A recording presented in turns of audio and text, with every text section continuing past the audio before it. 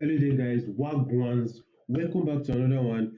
Uh, it is a nice game of football, nice game of Champions League football. Very good game, very good game, very good games. And yeah, we saw PSG play against Liverpool and Barcelona play against Atletico Madrid. Yes, guys, we've seen the scores, or you've seen it around. But just to talk about briefly about what was there in the games and stuff like that. First, let me start with Liverpool versus PSG because it was the game that there was nothing too much going on in the games, right? But just some few stuff or just some key things to know or what I saw, what I experienced in the game. In the first half, quite done from Liverpool, although they were much more better than what we saw in the previous leg of the Champions League game, right? And so the game was there. PSG tried killing Liverpool. They almost decided to slaughter their lives, even though they couldn't come out with the goal in the first half. And we saw the quality of PSG, even though it was dropped to some minute, like a little bit. Um, Dembele was in the game. The lineup was pretty much PSG starting 11, except from maybe Zaire Emery not being there and the other guy being there. Wait, who even used to be the other guy that used to start for them? I think is he injured? Yeah, Fabian Ruiz. Oh yes, he's injured. So that was the game. We saw Isak together, pairing together with Ekitike, with Liverpool, went on the left, Circus line, and all of that. But it seems like Ekitike was one of like the best players on the pitch. To me, he tried or proved to wanting to do a lot of things like the movements, link up of play, and things like that. They actually did play better than what they did in the previous leg, but they just didn't find it possible to convert the chances if there was anyone that seemed to be created. And then the second half started, and in the second half, PSG decided to sit back, and then they said, "Hello, Liverpool, we're in your house. What can you do?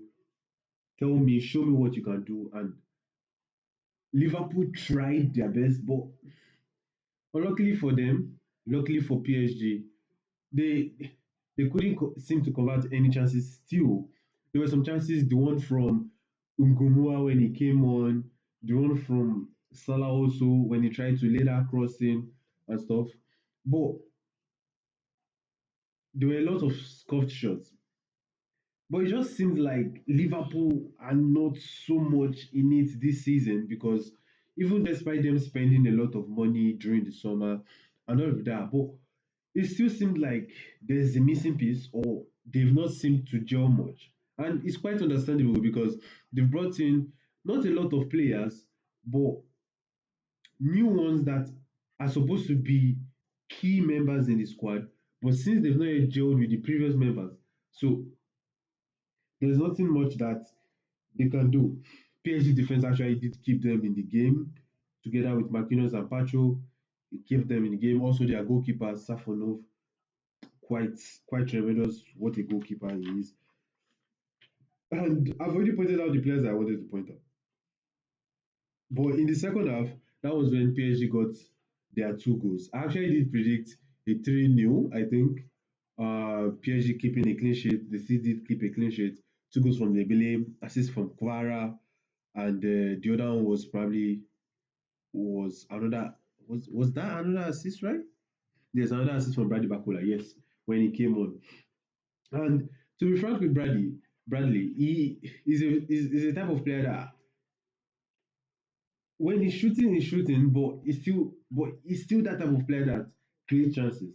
Even though sometimes he has cut shots, he does not really shoot that much and stuff like that. But when he shoots and he's on his shooting leg, he does shoot. But coming in generality with what happened in the game is sorry to the injury of Ikitike. They said he seems to going to be out for like a year, according to the short news I've heard. And Due also came out with an injury. Mendes also came out with an injury. And you see all of these things is just coming from the Club World Cup injury and all of that. Lots of games and stuff. But PSG looks to be the best team in the world right now. Since the other one, which we're going to talk about, just wait a little bit. Since the other team are kind of off at the moment. But we are going to get to it, and that's the main game for tonight. But PSG seems to be the better team, even though in the first half they did not do as much. But they seemed to be the better team overall, even in these all fixtures of Champions League that is going on right now.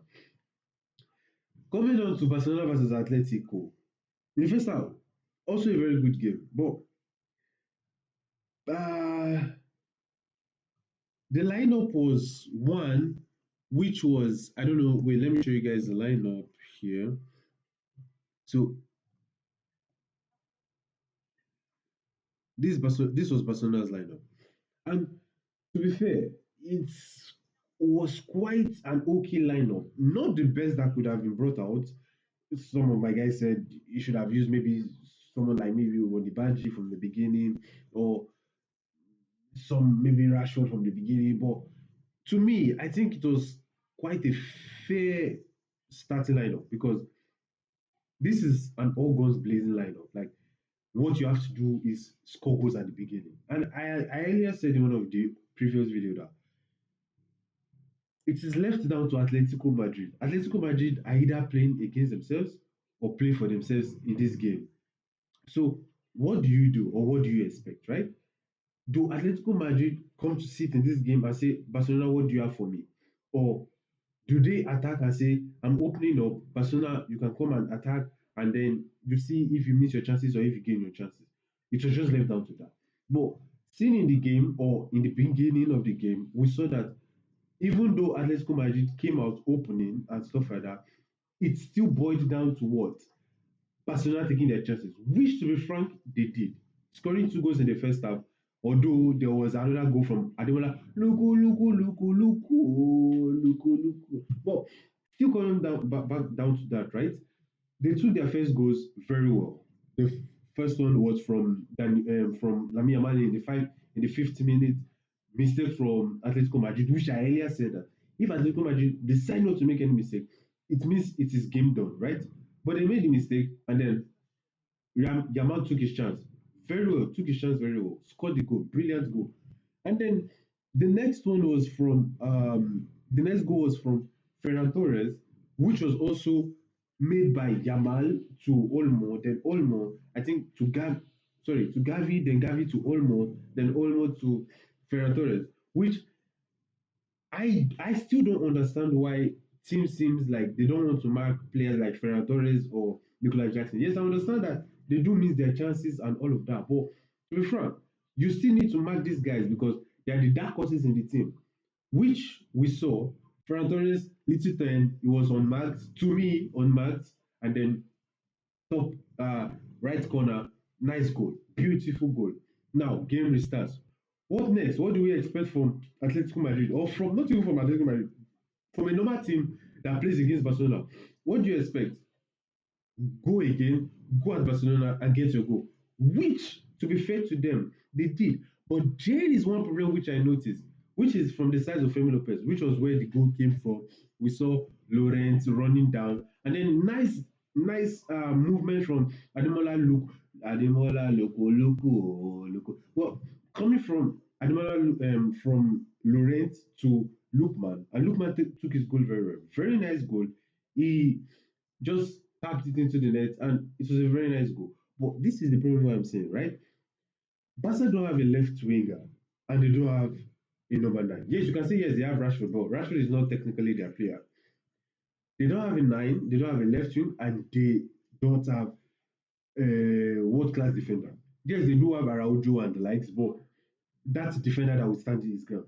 Now, and then we'll get to the Eric Garcia's red card also.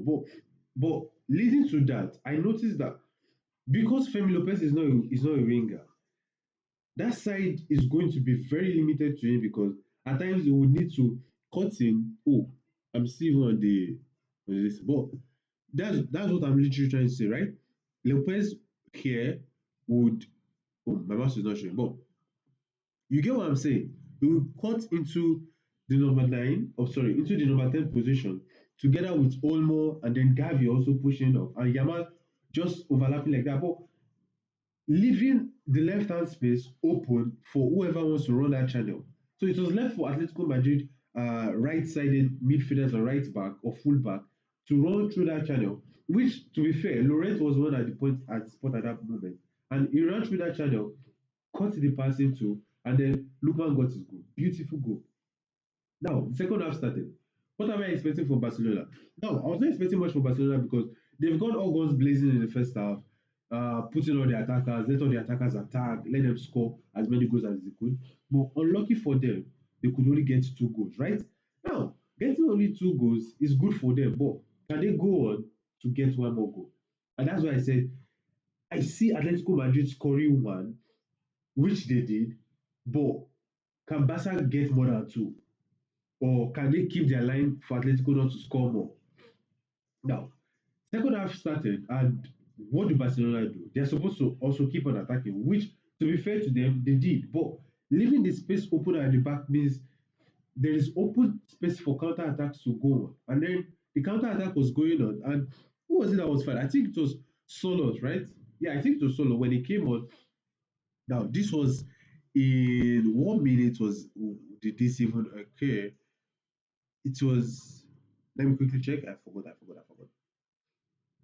Facts. Yeah, in the 79th minute, although Solot had come on previously already, and in the 79th minute, Solot was running straight. And to be frank to me, I don't think that's a straight red because it wasn't the last man, right? It wasn't the last man. So I don't think it's like a direct straight red or something that's supposed to be go on to the distance to check. But as we've seen it, it's a direct straight red. The ref blew for it, initially gave a yellow, but had to go to the VAR, check for it, and then it was a goal, right? So, not a goal, it was a red card. And this will lead me now to what is going on at Chelsea, right? What is going on at Chelsea, right? So, this will lead me to what is going on at Chelsea, right? At Chelsea, we see the issue of having a lot of defenders, even Tosin that is on Tosin old enough and stuff like that, right? But they don't seem to learn how to keep it to themselves or hold that defensive line or even know when to be aggressive and be less aggressive, right? It's kind of the same problem I'm saying with Barcelona, right? With their defense line.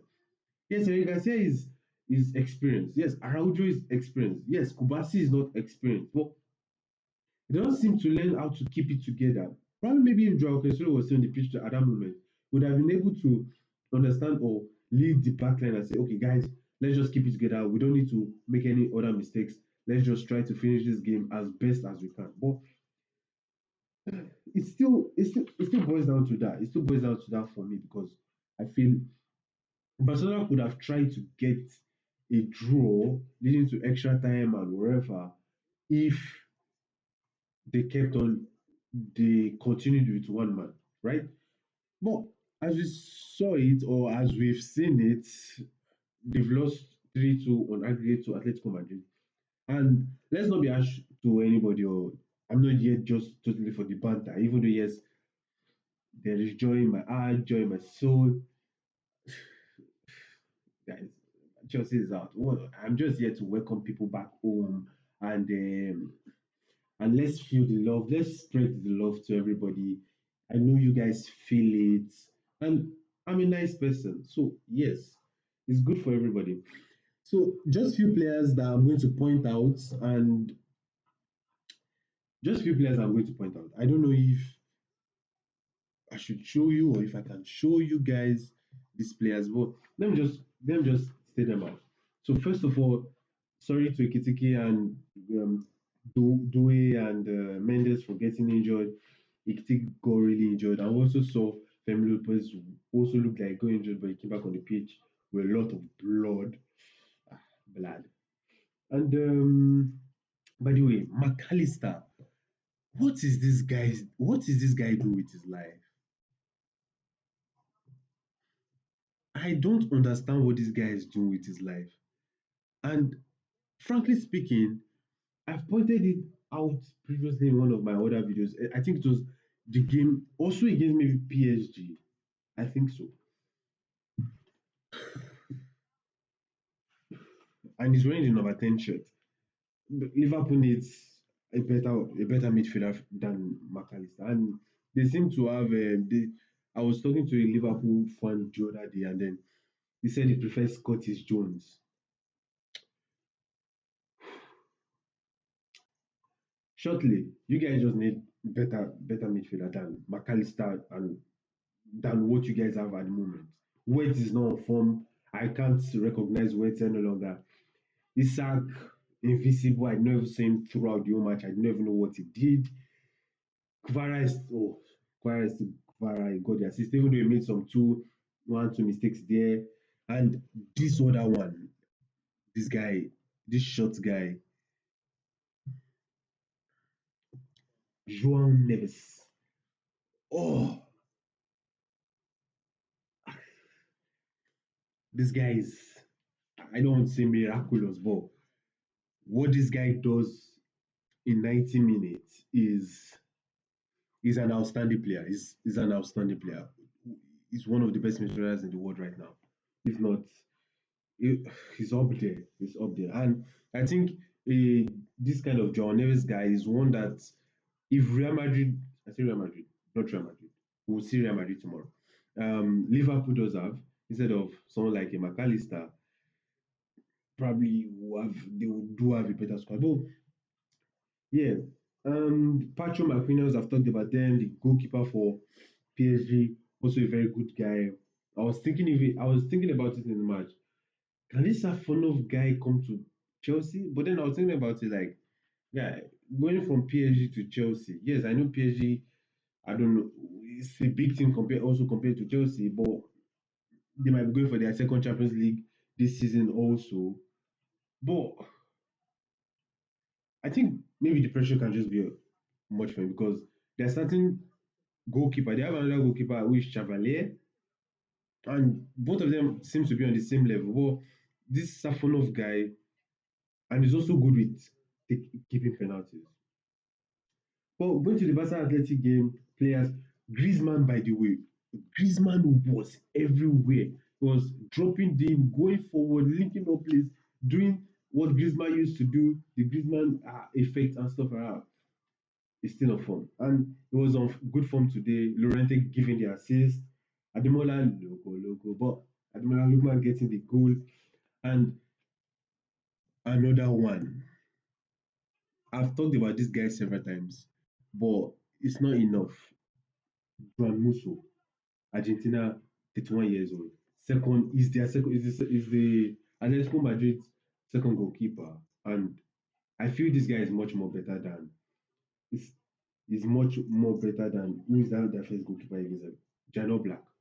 I feel he's so much better than him. Like the way he commands that back line is so much better, and the way his reflex, yes, he considered two goals today, but to me, I felt those two goals were down to poor defending and not his own fault. I don't think he had any error leading to any goal in some matches now. And stuff like that. Yamal, Gavi was also on form today. Gavi was on form, good form today. Pedro was not on form today. I don't know what's going on with Pedro. Probably maybe the injury and is she trying to recover from it, but was not on form. Ademola Lookman cooked Kunde. Yes, even though it was one or twice, but I'll count it as cooked.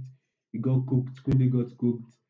Lopez is not playing his position, so I did not expect too much, even though I felt he was supposed to be the one in the middle and dump Daniel Olmo in one place. Daniel Olmo, I don't understand who that guy is any longer. I felt he was supposed to be a one good player. I wanted him at Chelsea, but now, no. Eric Garcia supposed to have experience, but still making some flimsy mistakes. Not even just in this game, in other games previously still making some mistakes, not commanding the backline very well as he's supposed to be or as he's supposed to do in big games like this. And yeah, Yamal is still Yamal. He's still world class player. The guy is just 18. He's gathering a lot of experience. He has a lot of goals and assist contribution. Also in this game, also he got another goal for himself. But that's it. Tell me guys what you think about these games in the comment section. Please make sure to like, share, and subscribe.